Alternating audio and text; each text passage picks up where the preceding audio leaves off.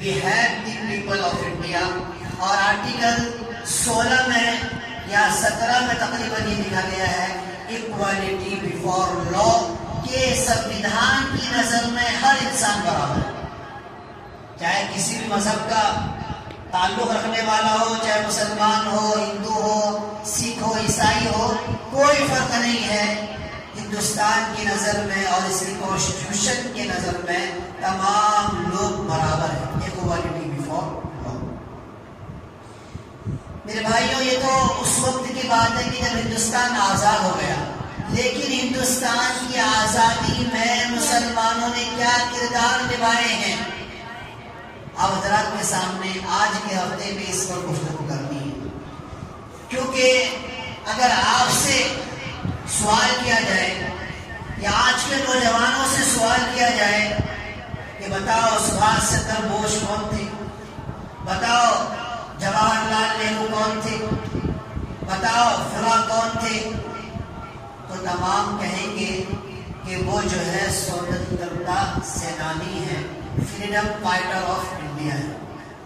لیکن آپ سے یہ پوچھا جائے حسین احمد مدنی کون ہے، آپ سے پوچھا جائے حضرت مولانا گنگوئی کون ہے، آپ سے پوچھا جائے حضرت مولانا حسرت علی موہانی کون ہے، آپ سے پوچھا جائے کہ بتاؤ مولانا مملوک علی کون ہے، آپ سے پوچھا جائے مولانا رشید احمد گنگوئی کون ہے، آپ اس چیز کا جواب نہیں دیں۔ کیوں؟ اس لیے کہ آج ہم نے اپنی زندگی سے اسلاف کے کردار کو بھلا دیا۔ ہم نہیں جانتے کہ ہم کس کے آبا و اجداد ہیں، ہمارے آبا و اجداد کون ہیں، یا مسلمانوں نے اس ہندوستان کی آزادی میں کیا قربانی ادا کیا ہے، ہم نہیں جانتے۔ ہم نے اپنے بچوں کو تعلیم بھی نہیں دی، ہم نے اپنے بچوں کو اسکول میں بھیج دیا، وہاں جو پڑھایا گیا وہ 100% صحیح ہے، اور ہمارے اس اسلاف کے کارناموں کو بھلا دیا گیا۔ اسی لیے کہا جاتا ہے کہ ہندوستان کی آزادی میں جتنا مسلمانوں نے خون بہایا ہے، دوسری تمام قومیں مل کر اتنا پسینہ بھی نہیں بہائی۔ لیکن ہم نہیں جانتے، ہمارے نوجوان نہیں جانتے، ہمارے بڑے بھی نہیں جانتے کہ ہمارے اسلاف نے اس ہندوستان کی آزادی میں کیا کارنامے انجام دیے۔ ہمارے نوجوان، ہمارے بڑے 4 نام 5 نام جانتے ہیں کہ یہ فریڈم فائٹر ہے۔ کیا ہندوستان کی آزادی 2 بھائیوں کا جنگ تھا، 2 بھائیوں کی لڑائی تھی کہ 4 جنے باہر سے آئے اور لڑائی کو ختم کر دیا؟ کوئی معاملہ ہی نہیں۔ 4-5 نام یاد ہے، بڑوں کو بھی، جوانوں کی بات نہیں، بڑوں کو بھی اتنا ہی معلوم ہے۔ میرے بھائیوں، ہندوستان کی آزادی 2 بھائیوں کا جنگ کا نام نہیں ہے، بلکہ اس آزادی کو حاصل کرنے کے لیے 200 سالہ قربانیاں ہیں۔ 200 سالہ قربانیوں کے بعد یہ ہندوستان انگریزوں کے تسلط سے پاک ہوا ہے، صاف و شفاف ہوا ہے۔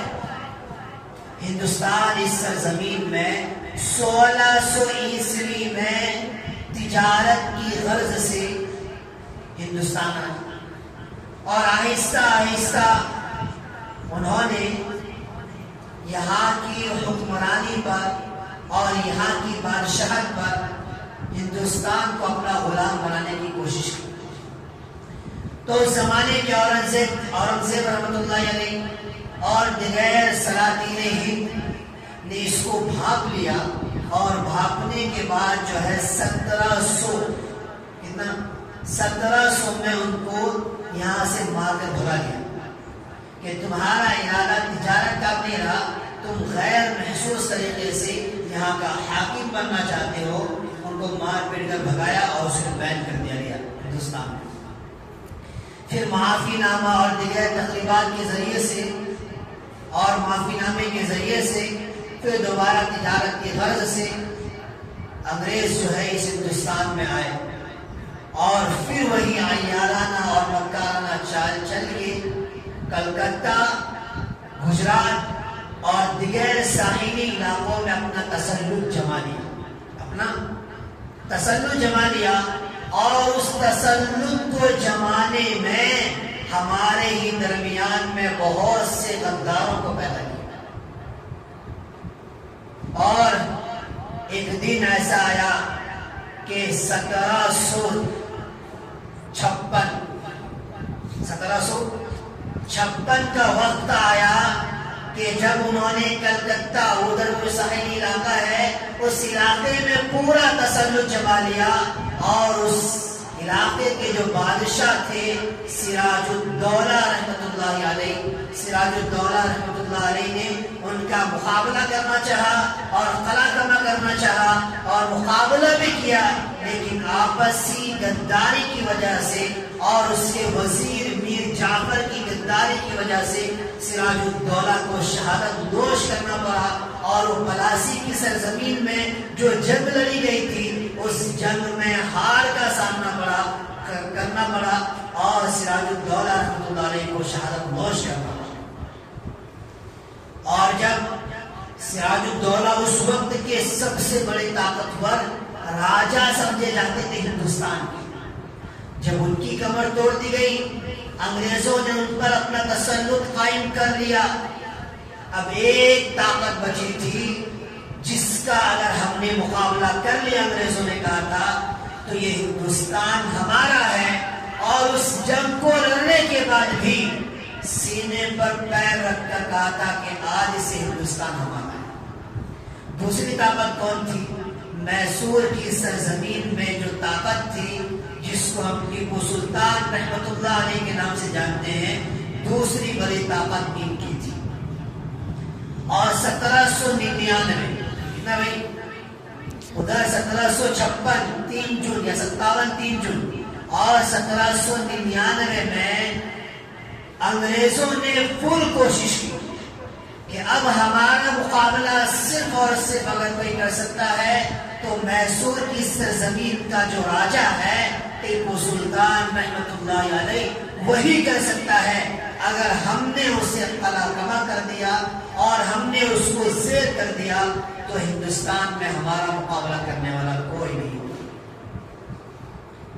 اور اندر ہی اندر پالیسیز بنائی گئی اور اندر ہی اندر غداروں کو خریدا گیا اور جنوبی ہند میں جتنے بھی چھوٹے چھوٹے راجا تھے ان کو اپنے انڈر میں کیا گیا، ان کو مال کا لالچ دیا گیا. یہاں تک کہ حضرت ٹیپو سلطان رحمت اللہ علیہ کے جو خاص وزیر تھے میر صادق، اس کو 950 مربع میل زمین کی لالچ دے کر اپنے فیور میں رکھا. اور 1799 میں جو جنگ لڑی گئی سرنگا پٹنم کے علاقے میں اور میر صادق کی غداری کی وجہ سے نے لگایا تھا ٹیپو سلطان جب مقابلہ ہوا دہلی سامراج سے اور میر صادق کی غداری کی وجہ سے یہ جنگ جو ہے ہار میں تبدیل ہو گئی. اور اس وقت کا جو سب سے بڑا جنرل تھا انگریزوں کا، جنرل ہارس اس کا نام تھا. اور جب ٹیپو سلطان رحمۃ اللہ علیہ کی وفات ہو گئی، شہید ہو گئے، تو جنرل ہارس نے ان کے سینے پر پیر رکھ کر کہا تھا آج سے ہندوستان ہمارا ہے، آج سے ہندوستان